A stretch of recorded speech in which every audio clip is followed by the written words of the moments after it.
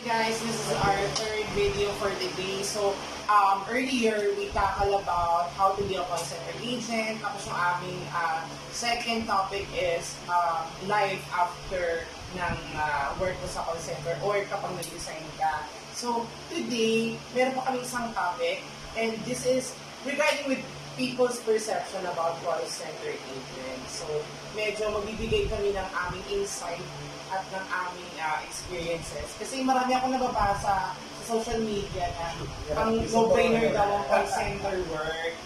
Totoo ba yung agent? Ako? Ako, kasi alam mo, amount of stress, tapos yung time, social life, amount of stress, social life, wala pa, hindi ko pinag-uusapan yung loob ng trabaho, personal mo pa lang yan. Amount of stress. Yun na lang mo sabihin ko, paano pa yung may trabaho mabigat? Trabaho mabigat. Tama. Diba? Pinag-uusapan pa lang yung ikaw mismo, lahat tayo may stress. Pero yung stress na hindi mo makasabaw yung pamilya mo sa Pasko, yung stress na hindi mo kasabi sa bagong taon, Sa birthday. na weekend outing sila, tapos ikaw may weekend doon ka, nako. Yes. Iba na yun, doon pala, mahirap na. Thank you so much, EJ. What about you, MJ? Ayun, para sa akin, hindi. Kasi nag-e-exert pa rin para kahit pa paano ng effort eh. Yung pag-ising pa lang natin ng, alam mo yung gabi tayo papasok, tapos babiyahe. Alam naman natin na hindi safe sometimes, di ba? Totoo. So, ayun, dun pa lang nag-effort na tayo. And with regards to parang, kahit, di ba, qualified dito kahit hindi ka nakatapos. Yun kasi yung parang thinking nila eh. Yung parang hindi nakatapos. So, parang bakit dyan ka mag-aaral? Eh, graduate ka ng college. Parang gano'n. Eh, yun, paalala natin na hindi lang agent ang meron sa BPO world. Meron din tayong quality assurance, yes, analyst, which is yung mga supports like SME. So, sa BPO, correct. Mas maganda sa BPO kasi mabilis yung, alam mo yun, yung improvement or yung promotion. Right? At saka, I just want to add, kasi sinabi mo nga gabi yung pasok, hindi madami sa atin hindi nakakatulog sa araw. Sobrang puyat natin pumapasok. Dumadagdag mo sa stress tayo. Totoo. Dumadagdag pa sa stress na parang 3 hours ng tulog mo or minsan wala kang tulog. So, ngayon alamin naman natin yung side ni Annie. Sobrang, hindi mo sa kanya, sobrang mahirap yung national mag-consider, lalo na yung body clock hindi nakakap. Yung doon tayo natatala sa body clock. Ang hirap mag-adjust. Lalo kung shifting yung schedule mo. So, concert, nangyari ka doon. Nangyari, ngayon na-experience ko pa ngayon kasi sa account ko ngayon, pang hapon ang pasok ko. Bigla ako naging panggabi. So, ang aking sleeping pattern, nag-iba na naman. And parang, pangalawang week ko na, hindi ko na nakakapag-adjust. So, 3 hours lang ako a day. So, body clock talaga isa kayo. Yung sa battle of adjustments yun. I agree. So, mahala, try nila kung makatulog kayo ng hapon ka magtatrabaho, ganun ka naman. Madaling araw ka buo tapos mag-shifting ulit ng gabi, umaga. So, sobrang hirap din. Hindi pa kasama din yung pressure mismo or yung statistics mo sa loob ng office. Correct. What about you, MJ? Ngayon, sa akin, personally, hindi. Kasi, alam mo yun, yung, di ba, pag nasa BPO ka, yung thinking ng tao, yung madalas na sabihin ng mga tao na, ba't ka sa BPO nagtrabaho? Di ba? Although may natapos personally kasi ako tinatanong din ako naman. Sabi ko, kasi yun yung choice of work ko eh. Yun yung gusto kong line of work as of now. Kasi ang hirap makahanap ng yung kung ano yung natapos mo na course or kung ano man yung natapos mo na na pinag-aralan mo, hindi mo naman makuha agad. Which is, personally, di ba, mahirap para sa'yo. So, yun. Kaya, para sa akin, syempre, mahirap kasi gawa ng una, hindi naman parehas din yung yung stress nung kung ano man yung gusto mong matapos or di ba? Ganon. Kaya stressful siya talaga. Totoo lang. Kaya na para sa ina ko kasi na ganun nga nangyari. Thank you, MJ. What about you, Gilbert? Siguro kaya nila nasabi na no-brainer kasi kahit sino pwede mag-apply. Okay, kahit sila pwede mag-apply. May tinapos ka man, Correct. wala, high school grad, college undergrad, college grad, may license ka man or wala, pwede mag-apply. Kahit senior, Kahit pwede sino, mag-apply. kahit Pero, senior man. hindi lahat nakakapasok. Yes. Yun, totoo yun. Hindi lahat nakapasok. And then, share ko lang, nag-work ako before as an accounting staff. Although, yeah, ibang-iba ang buhay sa video. Pero, kahit ganun pa man, nasa sarili naman kasi din eh. Kung paano ka makikisalamuha sa itong ibang tao. Kasi, lalo na yung katrabaho mo, yung tinatrabaho mo, hindi mo nakikita. Unlike sa office, nandyan yung mga kliyente mo, mga big boss mo, mga isang paterong papel. Pero dito kasi sa BPO, talagang over the phone.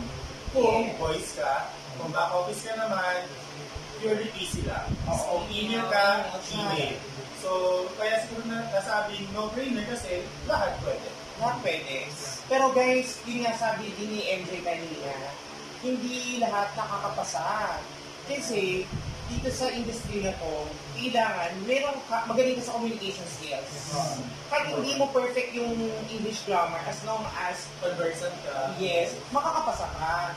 Pero meron pa rin silang hinahanap na specific na mga qualification.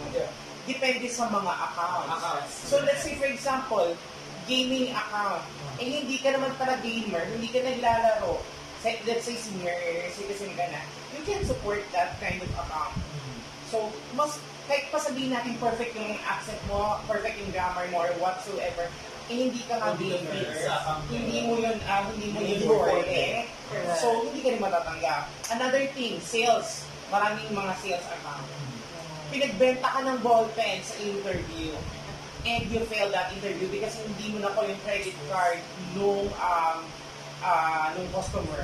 So, hindi lahat ng tao effective maging sales representative. So, kahit pa sabihin natin na tama ang grammar mo, conversant ka, pero hindi mo na ipasa yung interview kasi nga nagpinagbebenta ka ng whatsoever na hindi mo naman maibenta, ito pa rin papasa. Diba? So, hindi siya madali. Doon pa nga lang sa application process, napakahigpit na nila. Nung nag-AT&T ako, nag-Versant. Ako, ang sakit sa uli ng Versant. Berlitz. Meron pang isa eh. Basta, Hindi yun, Versa tsaka Berlitz. Ano ko meron pang isa? Meron pang isa. Oh, I forgot. Ano Basta, ano yun, ang daming exam, may mga typing test. Kahit hindi ako chat support, nagkaroon ako ng typing For test. basement kasi. Oo, correct. Inaalam kasi nila kung how many words per minute ang kaya mo. Kasi nga, kung voice ka or nagko-calls ka, kailangan, while nagko-call, kailangan mo mag-note. Tsaka, ito ko rin, no-brainer, pero matindi ang critical analysis. Ay, oo naman. Kasi, habang kausap mo si customer, over the phone, kailangan tumatakbo na sa utak mo kung paano mo i-resolve. Ay, Paano mo mapasay. With matching typing. With typing. That's what you call multitasking. Multitasking. So we are master of multitasking. Sobra. Kasi nga, kailangan namin mag-isip, kailangan namin gumawa while Kailangan talking din to. pang bola Correct. para sa incentive. That's the main reason why kinukuha nila ng mga Filipino. Kasi sa totoo lang guys, we genuinely care for people. So, marami nga naglalabas pa ng sama ng loob. May mga customer nga ako dati. Umiyak talaga sila. Naghahanap lang ng kausap. Meron din ako Correct. yung like 2 minutes inquiry but 8 minutes na hindi ka usap lang. Kausap lang. May mga ganun. Kasi nga guys, hindi naman kami psychologists. Pero we tend to their feelings. Hindi kami mga major, pero alam mo yung madami kami mga bagay na kailangan i-learn ng mga skills in order for us na makapasa ng mga metrics. Kasi kung application pa lang, pinoproblema mo rin, paano kapag call center agent ka na? Yung point din na ayaw mo ng math, pero puro numbers. Puro numbers, especially kapag billing, customer service. OMG, paano pa kaya? Kahit na po, ganun din. Totoo. Kasi nagko-complete ka ng bill nila. They will ask, Iba't ibang taxes. Oo, ano tong tax na to? Ano tong tax na to? Lalo na pag sa US, iba-iba ang tax rate per state. Correct. Unlike dito sa Pilipinas, 12%, 1.12, And take note, ganito, ganyan. they have 50 states Correct. sa US. 50 different tax, Oo, diba? yan. Alam mo yun, napakahirap kasi hindi lang per state taxes yung tinatakan natin. May iba pang mga taxes na naka-indicate sa bill Yung mga na kailangan plus may pa yan. explain. Prorated. Diba? Ang mahirap pa yan, yung charges. Kabisado mo na nga yung Amerika. Nalipat ka naman ng UK. Yan. Australia. Di ba? Ay, adjust ka na naman ng bago. Correct. totoo. Eh, minsan, ang pinag-aaralan niya, good thing naman sa call Kasi like time zones, di ba? Kaya, masyado mga time siya sa Amerika. Napunta ka naman ng UK. So, Iba na naman. iba na naman yung... Ano nun? Iba na naman yung time zone. Ay, tawag mo na, di ba? Yung time zone. I agree. Pero maganda kasi sa call center, pag na-training, we have like, minsan 1 month, 2 months, Right. minsan yun, may mga accounts na 6 months, 6 training months. ka lang. Kasi kailangan ng certification. Correct, I agree. So may mga training yan. Kapag na-training kayo, may cultural sila or parang i-inform ka nila about doon sa magiging account goal. So kung UK yan, mag-aaral kayo about the UK geography, culture, language. Ganun din sa US, geography, time zone, whatsoever. Pati din sa Australia, ganyan. So, ipiprepare ka naman sa training. Pero guys, hindi nga siya madali. Kasi another thing, merong metrics every month. May goal. At nagbabago siya, actually. Every month din. Correct. Every month din. Laging nag-change. Kasi pag nalalaman kasi ng clients na, ay, they're reaching their goal. They're hitting their goal. Doon po Yes. para sa PIP. Yes, let's increase it. Kasi, Hindi ko tulad sa ibang work na parang, Let's ang quota is like 10 sales. Next month na yun, 10 sales. Sa amin hindi. Ang quota mo ngayon 10. Pwedeng next month, 38 lang. Tapos biglang pag next month, 20 na. correct. Depends sa Depende season. ba ba? Seasonal din kasi. So, doon pa lang, sabihin ko ba, parang hindi sa pwedeng no-brainer kasi every month, lahat nagbabago. From schedule to metrics to everything. Tsaka dito namin measure yung pagiging versatility ng Ay. mga agents. Napaka-versatile talaga. Sobra. Tsaka Kasi- ito last, yung pinaka changes inevitable. Correct. Lahat. Kasi pati yung mga processing, alam mo, for example, kung nasa telco ka, nagbago sila ng plan. Kasi telco, plan ng phone. Bago na naman ang Pumasok ang bagong model. Correct. Let's say, for example, nagbago sila ng service, o kaya naman, alam mo, ganyan change is inevitable. Laging may change. So, may mga times na nag-merge yung mga company, maraming changes. Like, for example, nung time na nag-merge si DirecTV tsaka sa AT&T, ang daming changes. Dati hindi kami nagbibenta ng DirecTV, binagbenta kami. So, you need to learn. You need to learn yung mga product specifics ni DirecTV. Something like that. Sa Example. amin din, from 5 programs, parang may dagdag ng dalawa, Correct. tatlo, dalawa, Birthday running at 11 na. tapos 11 programs namin. 11 programs. Isipin mo ilan na yung programs namin. Tapos yung agents na kukunin doon, among this sa 5 years. So, pero ang training mo nun, Is 1 to 2 habang weeks. 1 to 2 weeks na, habang titrain ka pa, nag-work ka pa doon sa dati mong, sa dati mong ginagawa. Tama. So, nag-mix up na lahat sa utak mo, pero kailangan ma-cook up yung Kailangan- na. yes. Diba? Pagdating mo doon, sabak agad. Ganyan din ako dati sa dati kong company. Ang dati ko sinusupport TV lang, TV support lang. Tapos, nung nakuha nila yung home phone, naging TV and home phone na kami.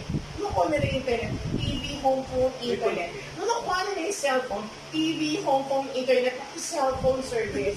Sabi ko, wait lang, lahat na ng service ina-assist ko na, pero yung pay ko hindi nag-increase. Ay, totoo yan. Yan ang pinakamaya. So, I was trained, pero hindi na-increase. Sabi kami lahat kami cross-sell sa amin. Diba? So, baka di sasabihin no-brainer, Saka, ngayon na, dagdag ko rin na rin, walang increase, pero mindset ng tao, ay, call center, malalaki sa Oo, mataas na sakaw daw.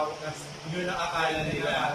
Pero, contradictory to that. Meron talaga, kung sahod at sahod pag-uusapan ka, Mas better. meron talaga. Kaya, hindi mo rin pwede sabihin na pang-okay.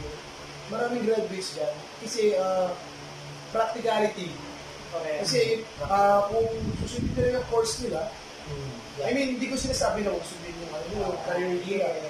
susundin nila to, if you're getting like 20,000 a year, but the same workload sa BPO, you will get 28,000, 8,000 is very good. Correct. Totoo naman. Isang work. Tsaka when it comes to promotion, Mas mabilis mabilis. ang promotion sa video. Yeah. Unlike sa office. Totoo naman, I agree. Kasi nga, sabi nga natin, hindi lang naman kasi call center agent lang ang trabaho sa BPO. Yan, totoo yan. Mayroong mga support, like for example, subject matter expert. Yun yung mga nag-a-assist. Let's say may tanong si call center agent, may SME mag-provide ng answers or mag-guide to them answer. Yeah. May mga TL, supervisor, na magiging support din nila, especially mag-handle ng team. May mga, yung mga supervisor, may mga OM yan. Yung mga OM, may mga SOM yan. A senior operations manager. Pero, ano May ba- director pa. Sa akin nga, ito, minsan, ito, reality to, minsan yung